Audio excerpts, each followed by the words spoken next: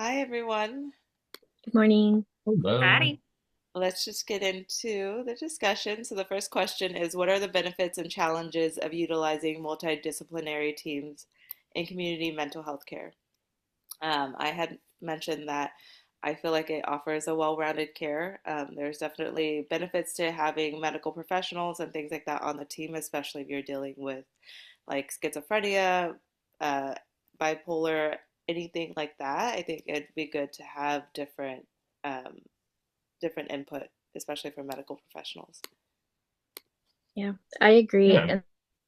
And then, like I was saying before, I think there's a lot of benefits to it, but I also think about like the confidentiality, and also just how exhausting it can be for the person going in and having to go through all these different challenges there. Mm-hmm. And also, Yeah. Oop, go go for it, ahead. Spencer. So what I was gonna say was it it's something worth balancing because not everybody's so trusting.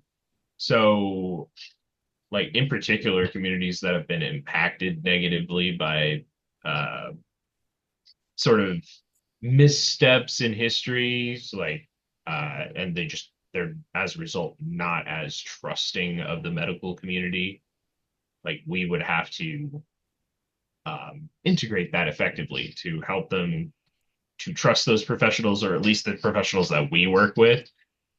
Because I'm thinking like some older, like for example, older Black folks who were there, or new people who were alive when they were doing like the Tuskegee experiments, for example, right? Like that was an incredible mismanagement, or well, not even really mismanagement, but just really sketchy Indeed. stuff that happened. And so, like, we have to like balance that to a certain degree. Also, when it comes to working in teams, yes, it can enhance efficiency because more hands on deck means more things that can get done. But if this is a situation where a bad apple spoils the bunch, if someone is like lone wolf, if someone definitely should not be working with uh, other therapists, they should be just handling clients by themselves.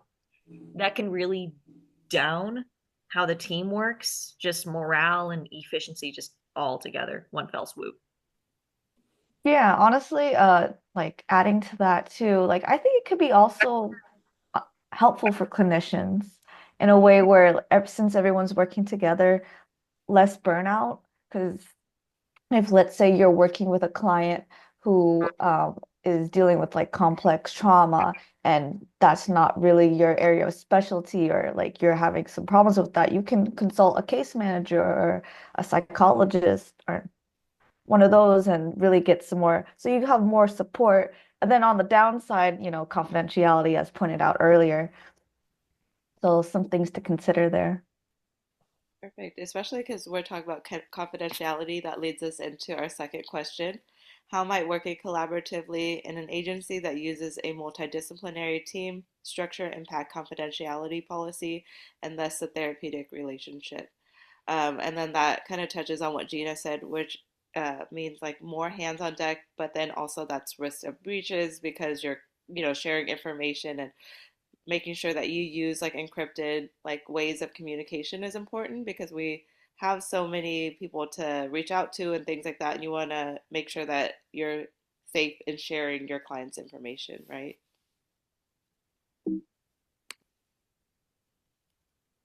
Yeah.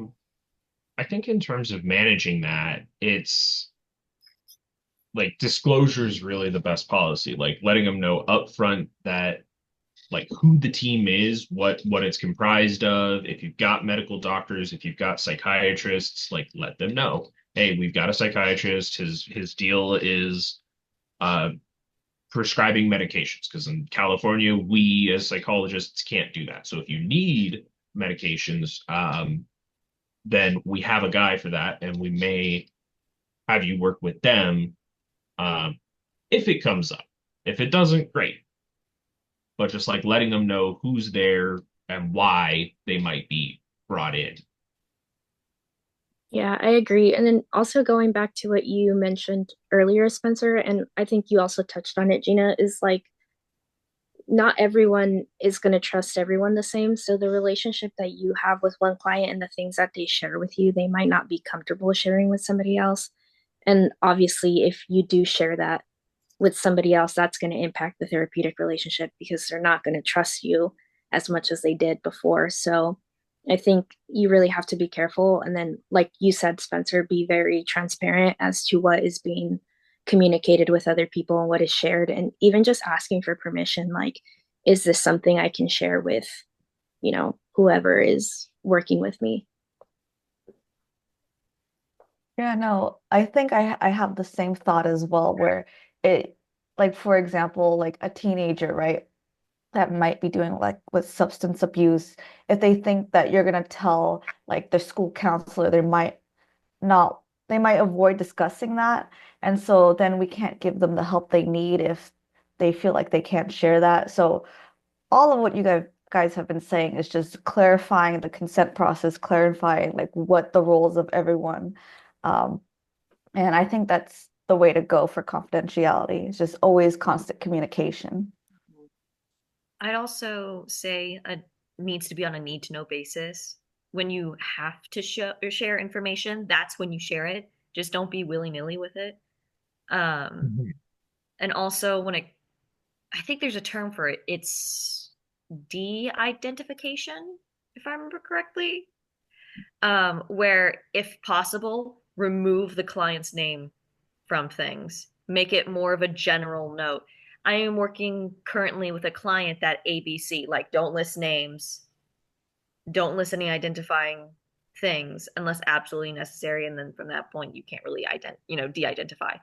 But like start off with de-identification where it's just presenting a general kind of slate, and then communicate with your client, see if who's on the need to know basis, and then go more into depth with the people who are on the need to know basis. Yeah, I agree. Mhm. I agree. Yeah, I mean, if nobody needs to know, you wouldn't tell anybody anyway, I would hope. Yeah. Um, right? Like even if you have a multidisciplinary team, you're not just going to go like talking to your psychiatrist about just anything that's going on. You would only tell them things that they would need to know in order Mm. to do their job and help the client, right? It always has to be like client first. Yeah. Yeah. Well, I'm just saying to cover our bases. Well, I think that Yeah. goes back to what you said earlier, Michaela, where there might be one, person that shouldn't be working with a group. And so like sometimes people don't understand boundaries like that, right? And so I think it goes back to the whole idea of transparency and making sure that everyone's on the same page, understanding the same boundaries, and respecting the client and kind of setting that tone. So, does anyone else have anything else to say about the second question, or can we move on to the third one? We can move on. Uh, Oh, well, Spencer. oh no, I was just going to say we've kind of been addressing the third question already. Right. So the last question, how do we imagine that you can navigate maintaining confidentiality, trust in the therapeutic relationship while also engaging in appropriate collaboration of care and client-centered advocacy? And I think you're right, Spencer. I think we did touch on this, especially in the idea of transparency, right? I think the first thing that you need to start out with is just being transparent about the clear consent and making sure that the client is knowing who's on the team, what each team member their role is, and why they're all coming together to help them. Because as a client, you come in and you're kind of blind to everything. You're not knowing, what this person does or that person does, and it's important to know why everyone's there and why they're wanting to help you. Especially because fear breeds a lot of negative responses. Yes. I'm sure we all know that the moment someone fears a certain person, group, just anything in general, they're more likely to fight against the thing they fear, whether it's, fight or flight, where they're hiding from it or they're actively looking for it to try to like get rid of it.